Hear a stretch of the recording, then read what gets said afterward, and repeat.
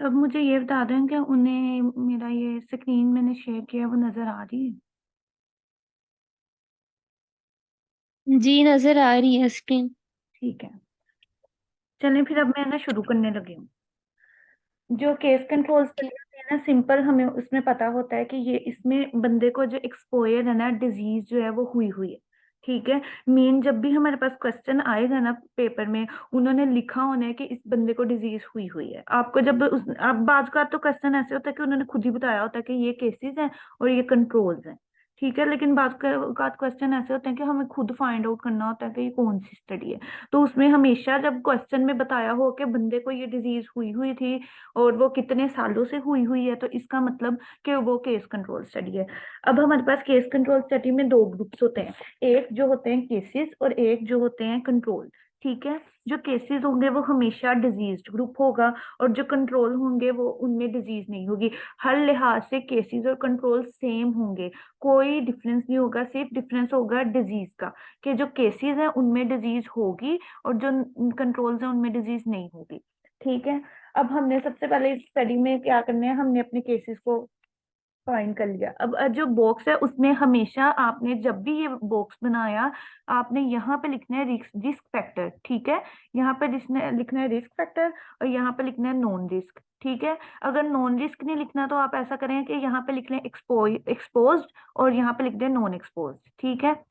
और ऊपर आपने लिखना है हमेशा केसेस और कंट्रोल। उसके बाद ये भी आपको पता होगा कि ये हमारे पास ए है, ये हमारे पास बी है, ये हमारे पास सी है और ये हमारे पास डी है। ये कभी भी नहीं चेंज होना, ये हमेशा ऐसे ही रहना है। ठीक है। अच्छा, उसके बाद दूसरी बात जो इसमें मेन इंपॉर्टेंट है कि आपको ये पता होना चाहिए कि ए बी सी डी है वो क्या चीजें हैं। ठीक है। उसके लिए हमारे पास एक बहुत अच्छा जो टेबल बॉक्स है ना, आपने स्क्रीनिंग वाला चैप्टर पढ़ा होगा, उसमें एक बहुत अच्छा सा बॉक्स बनाया हुआ है, ट्रू पॉजिटिव वाला और ट्रू नेगेटिव वाला। उससे हमें पता चल जाता है कि इसमें हमारे पास ना कैसे ये बॉक्स बनेगा।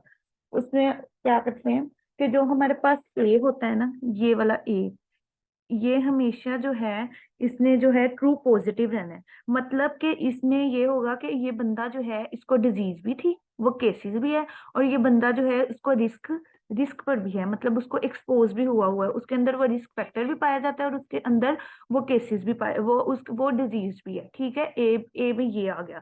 बी में हमारे पास क्या होता है, वो होते हैं फॉल्स पॉजिटिव।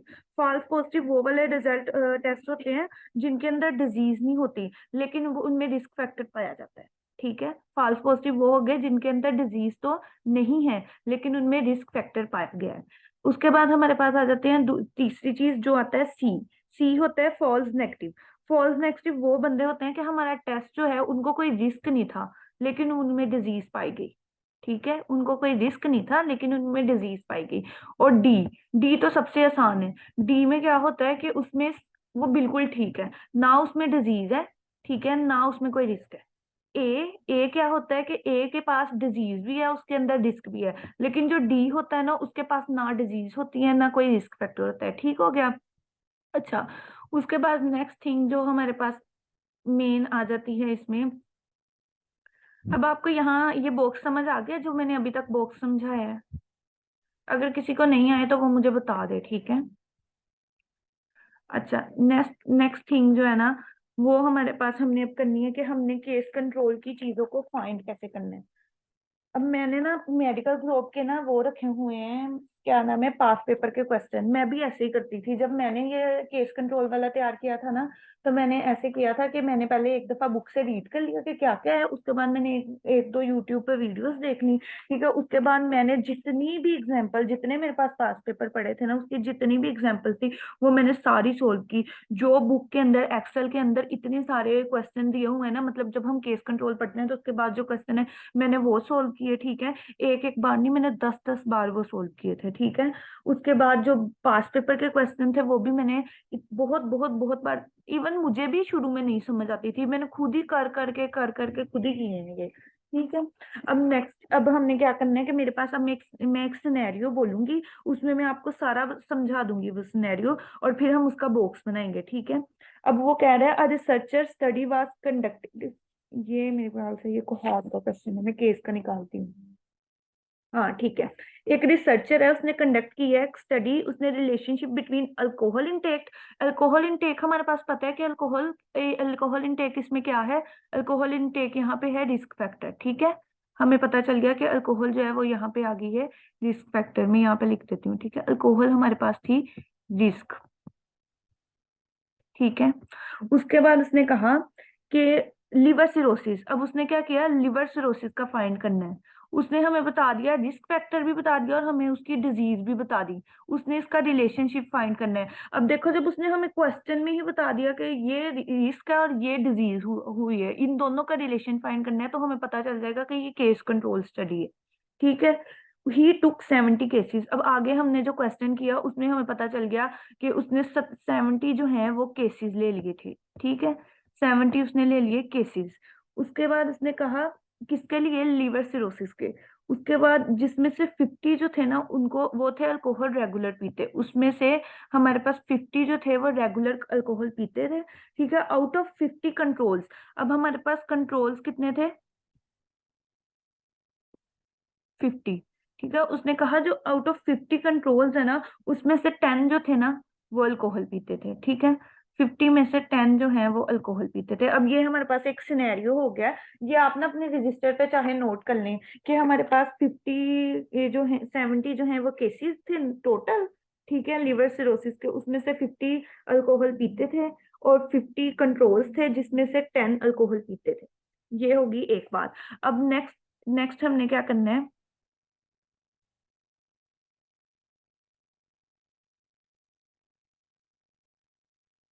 ठीक है।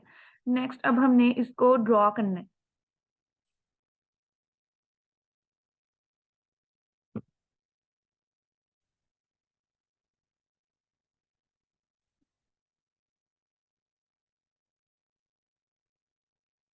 अब मैं इसका बॉक्स कैसे ड्रा करूंगी, ये मैंने इसको कर लिया। अब हम मुझे पता है कि मेरे पास केसेस कौन से थे। केसेस भी उसने मुझे बताए हैं और उसने मुझे कंट्रोल भी बताए हैं, ठीक है। उसके बाद उसने मुझे रिस्क फैक्टर बता दिया था कि अल्कोहल है, वो मैंने यहाँ लिख लिया। और जो उसने रिस्क फैक्टर मुझे बता दिया कि नॉन अल्कोहलिक है, वो मैंने लिख लिया यहाँ पे, ठीक है। अब एक बात हमेशा याद रखनी है, जब भी हमने केस कंट्रोल स्टडी करनी है ना, पहले हमने अपने केसेस को निकाल लेना है, वर्टिकली ही चलना है, ठीक है। पहले हमने अपने केसेस को निकाल लेना है, बाद में कंट्रोल की तरफ जाना है। जब एक बार आपके केसेस निकल के ना, कंट्रोल निकालना बहुत आसान है, ठीक है। अल्कोहलिक में से मेरे पास टोटल 70 केसेस थे, जिसमें से जो मेरे 50 बंदे थे वो अल्कोहल पीते थे। मतलब के अल्कोहल भी वो पी रहे हैं और वो उनके अंदर डिजीज भी है, ठीक है। तो वो कितने हो गए, 50, ठीक है। उसके बाद अब मैंने आपको पहले कहा कि पीछे 50 में से हमारे पास कितने बच गए, 20, ठीक है। 50 में से 20 बच गए ना। अब टोटल बंदे थे 70 जिनको लिवर डिजीज हुई है। 50 ऐसे बंदे हैं जो अल्कोहल पीते थे, 70 में से 50 निकाल दो तो बचते हैं 20 जो अल्कोहल नहीं पीते थे पर उनको डिजीज है, ठीक है। 20 ऐसे हैं जिनको अल्कोहल, वो अल्कोहल नहीं पीते पर उनको डिजीज हो गई। ये मैंने अपना केसेस को सोल्व कर लिया, इनको इसको अब मैंने नहीं देखना। अब मैंने अपने कंट्रोल्स की तरफ आना है। उसने मुझे कहा कि मेरे पास 50 कंट्रोल्स थे जिसमें से 10 अल्कोहल पीते थे। कंट्रोल हमारे पास थे 50, उनमें से 10 अल्कोहल पीते थे। मैं यहाँ पे लिख लूंगी 10, ठीक है। यहाँ पे मैंने पीछे, अब हमें पता है कि 50 मेरे पास टोटल कंट्रोल्स थे, उसमें से मैंने 10 अपने निकाल दिए जो अल्कोहल पीते हैं। पीछे जो नॉर्मल बचे वो कौन से हुए, 40। सबको इतनी बात समझ लगी, मुझे बताएं कि आपको ये वाला बॉक्स समझ आया है।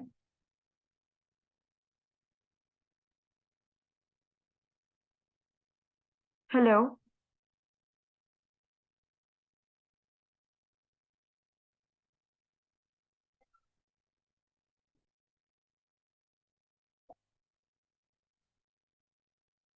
ठीक है।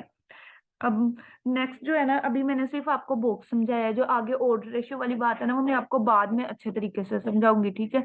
अभी में हम एक और एग्जांपल करते हैं, एक और एग्जांपल करेंगे तो उससे हमें पता चल जाएगा।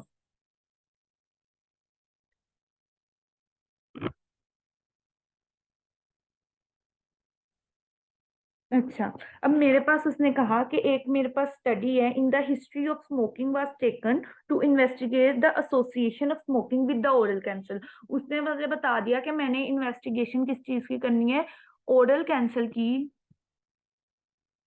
स्मोकिंग के साथ एसोसिएशन, ठीक है, स्मोकिंग के साथ association. Out of total 675 disease participant 40 were smoker, 14 were smoker, ठीक है।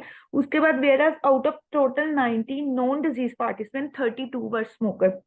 उसने जब मुझे पहली लाइन बताई ना कि मैंने फाइंड करने स्मोकिंग को ओरल कैंसर के साथ, मुझे वहां पे ही पता चल गया कि ये केस कंट्रोल स्टडी है, ठीक है। अगर वहां पे भी नहीं पता चला तो नेक्स्ट उसने मुझे ये भी बता दिया कि ये डिजीज पार्टिसिपेंट थे और इतने स्मोकर थे, ये नॉन डिजीज है और इतने स्मोकर, इतने इनमें से नॉन स्मोकर है, ठीक है, समझ लग गई।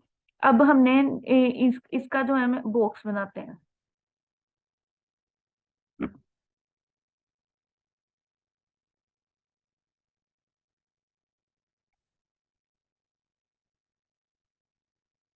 वही जो हमने हमेशा से करना है कि मैंने अपनी रिस्क फैक्टर को यहाँ रख लेना है, नॉन स्मोकर को यहाँ, नॉन रिस्क को यहाँ रख लिया, या यहाँ पे लिख लो डिजीज, यहाँ यहाँ पे लिख लो केसेस। मैं पेपर में जब लिखती थी मैंने तो इसको डिजीज और नॉन डिजीज किया था। जब आपको हॉट भी करो आप इसको डिजीज और नॉन डिजीज कर लो। हाँ, आपको पता है कि ये पक्का सिनेरियो जो है केस कंट्रोल का, तो आपने ऊपर केस कंट्रोल लिख लेना है। और एक बात हमेशा इस केस कंट्रोल में याद रखनी है कि आपने इसको वर्टिकली चलना है। पहले आपने अपना केसेस कर लेने हैं, नेक्स्ट आपने अपनी नेक्स्ट रो पे आने हैं और अपने कंट्रोल्स करने हैं। ये वाला ट्रिक अगर याद रखोगे तो आपका कभी भी आप इसको गलत नहीं बनाओगे। ये मैंने अपने दिमाग में रखी हुई थी जब मैंने पेपर किया था। मेरे पास ओएसपी में सिनेरियो में ये क्वेश्चन आया था, तब पेपर में ओएसपी में मेरे पास कोहार्ट का क्वेश्चन आया था, पूरी क्लास का गलत था फिर मैंने सबको सही करवाया। अच्छा, उसके बाद जो है अब हमारे पास total out of 675 disease participant 14 were smoker, मतलब 675 थे हमारे पास डिजीज पार्टिसिपेंट जिसमें से 14 जो है स्मोकर। अब मुझे पता चल गया कि यहाँ पे उन 14 लोग ऐसे हैं जिनको जो स्मोकिंग भी करते हैं और जो डिजीज भी हैं। अब 675 में से मैं अपने 14 पार्टिसिपेंट निकाल दूंगी कि तो मेरे पास कितने बचेंगे। एक मिनट मैं भी कैलकुलेट कर लूँ। 675 में से मैंने 14 निकाल ली, मेरे पास बचे 661, 661 पार्टिसिपेंट में थे। ये होगी हमारी एक साइड। अब हम आ जाते हैं नॉन डिजीज की तरफ। उसने कहा कि out of total 90 non disease participant 32 were non smoker. अब यहाँ पे उसने आपको कंफ्यूज किया। पहले तो हम हमेशा पहले अपने वो निकाल लेते थे कि ये स्मोकिंग है और ये नॉन डिजीज है, ये हमने निकाल लिया। अब उसने हमें यहाँ पे कंफ्यूज करने की कोशिश की कि हमारे पास 90 जो है वो नॉन नॉन डिजीज पार्टिसिपेंट है, ठीक है, 90 जो है वो हमारे पास नॉन डिजीज पार्टिसिपेंट है, उसमें से 32 नॉन स्मोकर है, 32 नॉन स्मोकर है। तो अब मैं क्या करूंगी, 32 को यहाँ लिखूंगी, 132 यहाँ पे नॉन डिजीज भी है, 32 यहाँ पे नॉन स्मोकर भी है, ठीक है। टोटल पार्टिसिपेंट थे मेरे पास 90, उसमें से 32 जो निकला है वो स्मोकिंग के निकला है, तो पीछे कितने बचे मेरे पास 58 जो स्मोकिंग करते थे लेकिन वो नॉन डिजीज है, ठीक है। आपको इस टेबल की समझ आई है? वो जो ओड रेशियो वाली ये बात है वो मैं फिर बाद में बताऊंगी, ठीक है। अभी ये टेबल बताओ, मुझे समझ आई, आपको समझ आई है? ठीक है। नेक्स्ट थिंग, अब हम एक और एग्जांपल करते हैं, ठीक है। इसकी ही केस कंट्रोल की एक एग्जांपल कर लेते हैं ताकि हमें अच्छे तरीके से ये हो जाए। मैं 3 एग्जांपल दोनों की करवा दूंगी, केस कंट्रोल की भी कोहार्ट की। फिर आपको किसी भी एग्जांपल में अगर मसला होगा तो मुझे जो है ग्रुप में ही मैसेज कर दें, मैं आपको ना फिर वॉइस नोट में बता दूंगी कि कैसे कैलकुलेट करना है, ठीक है। अच्छा, अब हमारे पास नेक्स्ट एक केस कंट्रोल स्टडी है। उसने पहले ही मुझे क्वेश्चन में बता दिया कि मेरे पास केस कंट्रोल स्टडी आई है। Was conducted to explore the obesity is the risk factor, ये तो बुक में क्वेश्चन दिया हुआ है, ठीक है। हाइपरटेंशन, अब ओबेसिटी जो है इज द रिस्क फैक्टर, उसने मुझे बता दिया कि मेरे पास अगर जब मैं बॉक्स बनाऊंगी तो मैं अपने रिस्क फैक्टर ओबेसिटी को यहाँ रखूंगी और नॉन ओबीज जो होंगे उनको यहाँ रखूंगी, ठीक है। उसके बाद उसने कहा हाइपरटेंशन, उसने हमें डिजीज दी हाइपरटेंसिव की। यहाँ पे लिख लो आप हाइपरटेंसिव, या यहाँ पे लिख लो डिजीज, या मैंने यहाँ पे लिख दिया नॉन डिजीज या नॉन हाइपरटेंसिव, ठीक हो गया। ये होगी मेरी, मैंने अपना बॉक्स इतना रेडी कर लिया है। अब उसने कहा 40 hypertensive were matched with 51 normotensive and data was collected regardingly obesity among 18 hypertensive and among normotensive 11 were obese. अच्छा, अब इस क्वेश्चन को ना बहुत दिमाग खोल के पढ़ना है। अब उस इसको हमने वो करना होता है, पहले आप एक काम करो, अगर आपको कोई भी क्वेश्चन करना नहीं आ रहा, आप उसका एक डाटा सेपरेटली लिख लो। जब आप डाटा सेपरेट लिख लोगे ना, तो आपको इंटरप्रिटेट करने आ जाएगा कि हमने इसको कैसे करना है। अब उसने मुझे बता दिया कि मेरे पास जो है 40 जो है वो हाइपरटेंसिव है, ठीक है। उनको हमने मैच किया 51 नॉन मोटेंसिव के साथ, ठीक है। इतनी बात पता चल गई। उसके बाद उसने ओबेसिटी के हिसाब से, अब उसने कहा 18 थे वो हाइपरटेंसिव थे, वो ओबीज हो गए। बीच आगे क्या कहा उसने, कहा हाइपरटेंसिव 18 जो ओबीज हो गए, और 18 हाइपरटेंसिव थे जो ओबीज हो गए, ठीक है। और 11 ऐसे थे नॉन मोटेंसिव जो ओबीज हो गए, ठीक है। अब मतलब इसमें हमने अपना दिमाग यूज करके ना इस क्वेश्चन को सोल्व करना है।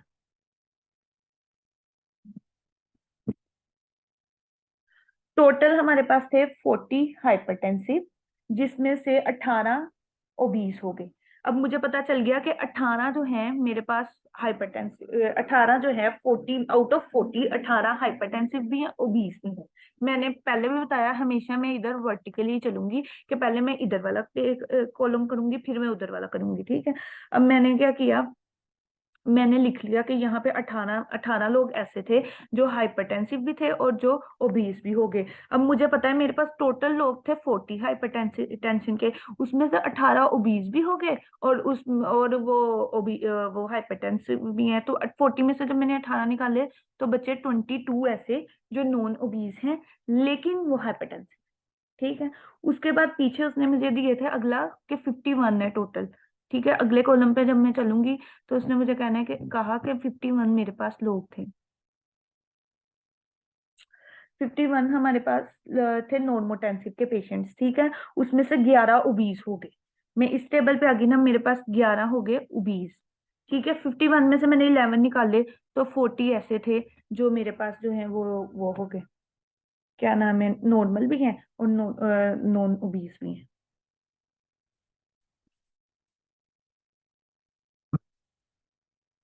ओके। अब मुझे सब बताओ बारी बारी के सबको इन 3 एग्जाम्पल्स की समझ आई है, तो फिर मैं आगे चलूं और बताऊं कि आगे और रेशो का, और अगर किसी का क्वेश्चन है तो वो मुझे बता दे, ठीक है।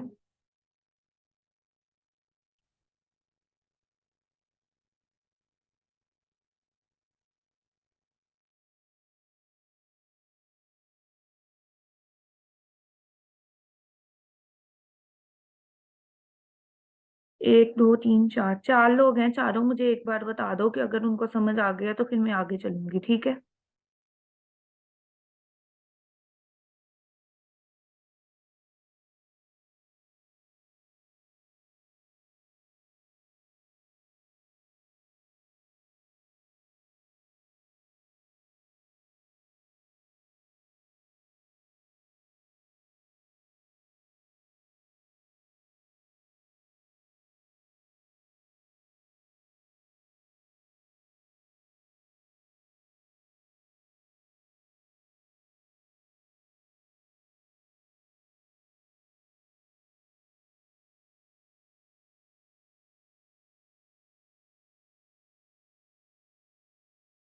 चलो ठीक है, अब मैं ना आगे शुरू करती हूँ। आगे अब जो है ना हमने करनी है, और इस पे केस कंट्रोल की अगली बातें जो इसमें जरूरी हैं, ठीक है, वो मैं करूंगी।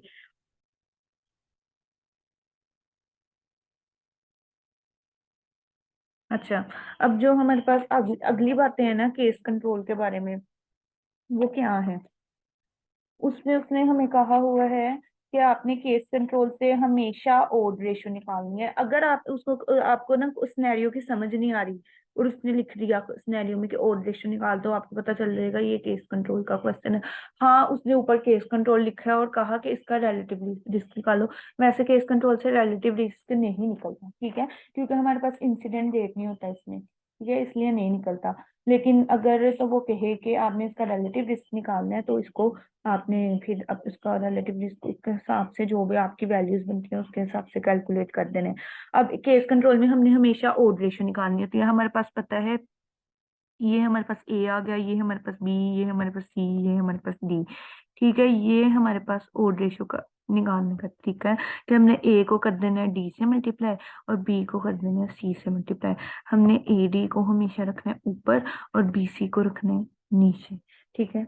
इससे हमने जो है अपनी जो है ओड्स रेशियो वो निकाल लेनी है। और हमेशा क्वेश्चन यही आता है कि आपके पास ये सिनेरियो है, आपने इसका बॉक्स बनाना है 2 बाई 2 टेबल, और नेक्स्ट आपने जो है इसकी इंटरप्रिटेट कर देना है रिजल्ट। जब उन्होंने कहना है कि रिजल्ट इंटरप्रिटेट करो, आपने अपना 2 बाई 2 टेबल बनाना है, ये वाला ओड रेशियो निकालनी है और अपना रिजल्ट इंटरप्रिटेट कर देना है। सिंपल, बस इसमें आपने ये करना है। और इसको कोहार्ट से इसी तरीके से डिफरेंशिएट किया जाता है कि जो केस कंट्रोल वाला बंदा होता है ना, उसमें उसने हमें डिजीज दी होती है कि बंदे को डिजीज पहले से हुई हुई है और हम उसका फॉलो अप करें, ठीक है। एक्सपोजर भी है उसको और डिजीज भी है, हम उसका फॉलो अप करें। उसके केसेस के अंदर लाजमी लाजमी डिजीज होगी।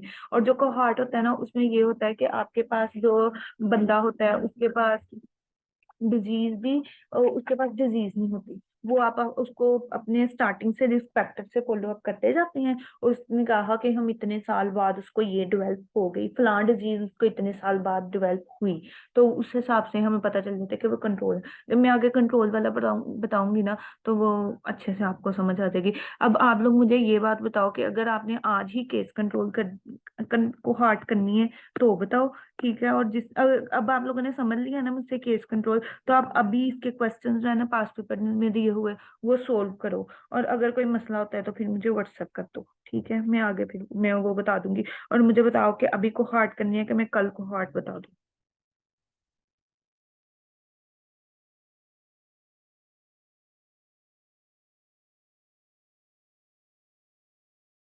और अगर किसी को कोई क्वेश्चन भी है तो वो प्लीज वो भी मुझे बताए, तो ताकि मैं वो अभी सोल्व करने की कोशिश करूं।